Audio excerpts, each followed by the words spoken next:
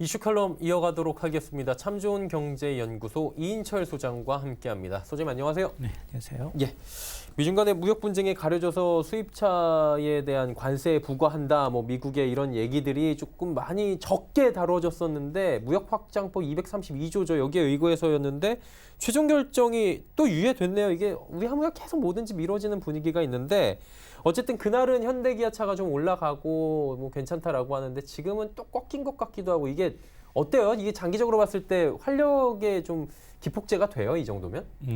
트럼프 대통령의 최종 이제 결정을 확인해야 합니다. 이게 블룸버그 통신이 예. 속보로 일단 이 트럼프 대통령의 결정을 앞둔 그 문서를 입수했다라고 하면서 단독 보도를 냈어요. 여기에 수입품이 과연 미국 안보에 저했느냐, 수입품과 부품에 대해서 관세를 부과할 거냐, 그 리스트를 작성하는데 예. 최고 25% 관세니까 굉장히 큽니다. 그렇죠. 그런데 한국은 제외될 것이다. 그리고 또 하나가 원래 D-Day가 5월 18일 미국 현지 시간으로 18일이었는데 한 6개월 정도 연장될 수 있다라는 두 가지 팩트였습니다. 예. 근데 오후에 바로 블룸버그가 이거 삭제합니다. 그러니까 이게 맞아서 백악관 이제서 얘기를 했는지 아니면 오보였는지 확인이 안 된다는 거죠. 그러니까 제가 개인적인 생각에 트럼프의 상향으로 처음부터 우리가 물론 지난해 한미 FTA 개정 협상을 통해서 우리가 자동차에서 굉장히 많이 양보했습니다. 예. 픽업 트럭 수출 늘리겠다, 늦추겠다. 그리고 우리 시장, 우리 안전 기준 지키지 말고 미국 안전 기준만 지키면 수출하십시오. 예. 이렇게 굉장히 굴욕적인 양보를 했기 때문에 우리 정부는 그동안 로비를 해왔습니다. 미 행정 당국에 우린 제발 이번 관세에 수입차 관세에 우리는 빠져야 한다. 예.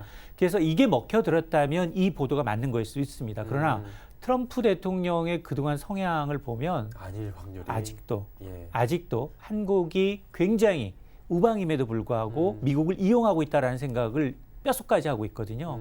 그래서 지금 그나마 6개월을 연장한 이유는 지금 싸움을 지금 하다 보니까 1년 넘게 지금 중국하고 싸움을 하다 보니까 사실은 내상을 상당히 입었죠. 그쵸. 겉으로 난 지표는 좋지만 근데 이거는 어차피 해가 바뀌어도 5년, 10년이라도 갈 수밖에 없는 싸움입니다. 내 왕자 자리를 뺏으려고 지금 탐내는 사람이기 때문에 그쵸. 그러니까 지난 주말에 트럼프 대통령이 시진핑한테 요구한 건 뭐였느냐. 앞으로는 짝퉁 안 만든다고 여기다 서약해. 그리고 우리 이 기술 이전 탈취 못하겠다라고 빨리 여기다가 법제화시켜. 명문화잖아요. 명문화라고 하니까 시진핑 주석이 갑자기 아니 이게 왜 내정 간섭이냐. 벌컥하면서 활약한 거예요. 거죠. 그러다 보니까 이거는 장기전이 될 수밖에 없고 그러면 중국이랑은 사실은 1년 동안 싸움을 해왔는데 중국이 미국 시장 수출이 더 늘었어요.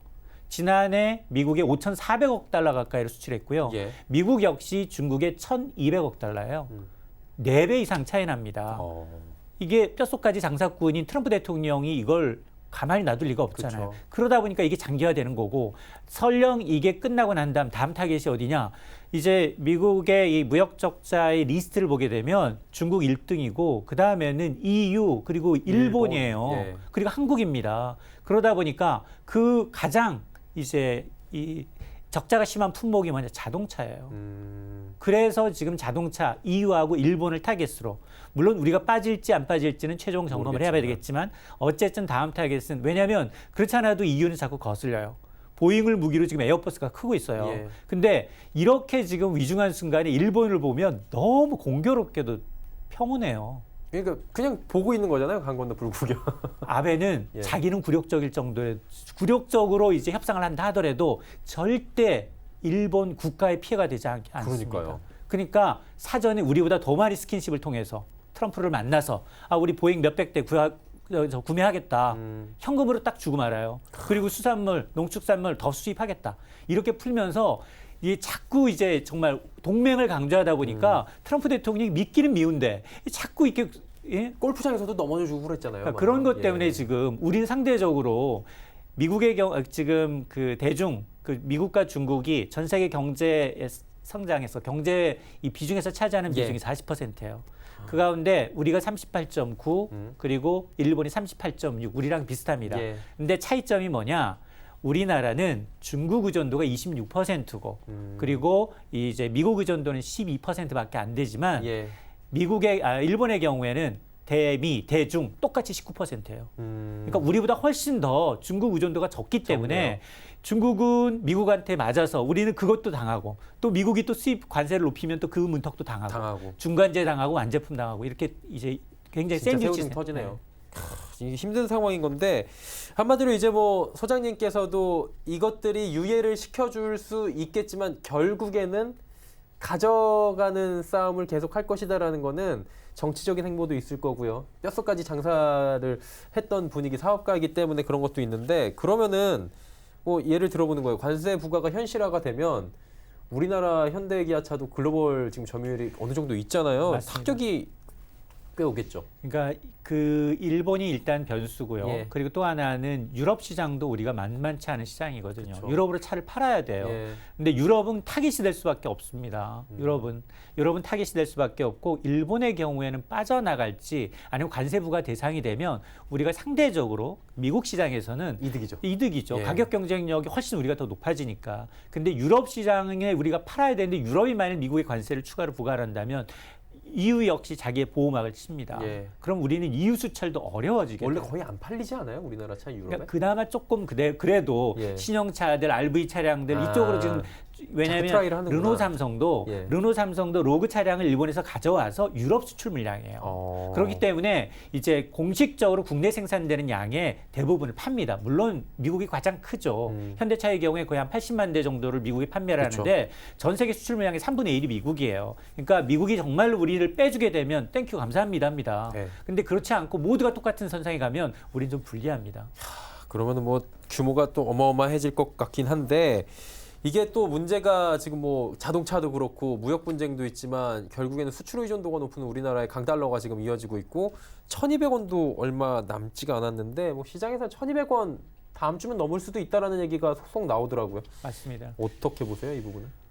지금 이 변동성이 너무 큰 게 문제입니다. 예. 사실은 천천히 올라가면 그다지 크게 문제가 되지 않은데 이렇게 급격하게 오르면 지난해 말에 이제 올해 사업 계획을 세우면서 대기업들의 경우에는 수출하든 환해지가 가능합니다. 근데 환해지 비용이 워낙 크기 때문에 중소기업들은 환해지를 안 하고 수출을 해요. 그래서 옛날 키코 사태가 나는 굉장히 강소기업이면서 수출이 잘 됐음에도 불구하고 내가 이 수출 대금을 받을 때쯤에 비하면 환율이 커져서 내가 오히려 흑자에서 도산하는 경우가 있었거든요. 그게 키코 사태였습니다. 지금 그런 사태가 돌아올 기미가 보이거든요. 자, 이러다 보니까 만약에 이렇게 가파른 속도로 오르면 우리는 사실 무역 당사국이 아니잖아요. 싸우고 있는 당사국이 아님에도 불구하고 변동성이 1%라면 미국과 중국은 0.1%예요. 그렇죠. 이러다 보니까 지금 최근 6, 7일 사이에 외국인 투자가들 밀물처럼 빠져나가죠. 외국인 투자가들이 국내 시장에 투자하는 이유는 두 가지입니다. 기업 실적과 환율을 보고 들어옵니다. 기업 실적이 아무리 좋고 이제 기업의 주식에서 이득을 본다 하더라도 이제 바꿔갈 수 있는 달러가 적어지면 환차 손이 발생하면 빠르게 빠져나갑니다. 자, 그런 것들이 지금 보이고 있거든요. 지난달 중순까지만 해도 분위기 나쁘지 않았어요. 13일 연속 우리가 사상 최고의 이제 최장기 랠리를 구가하면서 외국인들이 꾸준히 샀어요. 그러다가 그 중순 이후부터 지금까지 보면 거의 뭐 2조 가까이 팔았습니다. 맞아요. 그러니까 올해 산 물량이 거의 3분의 1을 불과 한 달도 안 된 사이에 팔고 있다는 거예요. 그러면 이걸 계속 추세적인 거냐? 이게 환율에 달려있다는 겁니다. 환율이 여기서 1,200원을 넘어서 위로 올라간다면 외국인 투자자들한테 메리트 없어요. 그러다 보니까 이 환율이 과연 1,200원을 찍고 넘어갈지, 그리고 우리 수출 기업들 가운데 중소기업이 1,200원을 버틸 수 있는 기업들이 얼마나 되느냐, 그리고 우리 중소기업 가운데 특히 중국의 중간재를 수출하는 소재, 철강, 화학 이런 업체들이 굉장히 타격이 클 수 있습니다.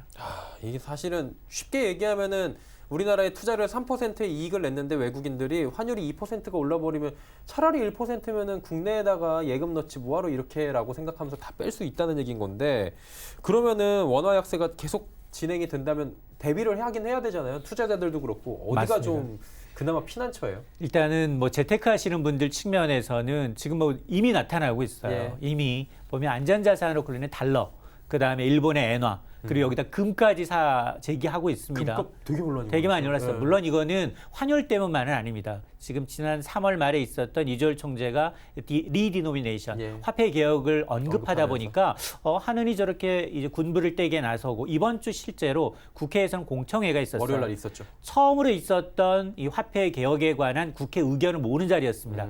그 얘기를 국회에서 한다는 건 이 화폐 개혁이라는 건 부시불식적으로 순간적으로 일어나야 되지만 네 곳이 동의해야 돼요. 하나는 기획재정부, 예. 또 하나는 한국은행, 또 하나는 청와대, 그리고 국회가 통과를 시켜줘야 됩니다. 근데 제일 통과시켜야 되는 법을 논의하는 법률을 만드는 국회에서 이런 논의가 있다는 얘기가 예. 타이밍의 문제일 뿐 언젠가는 될 수 있다라는 게 부자들 사이에서는 이미 공감대가 형성되고 있다는 겁니다.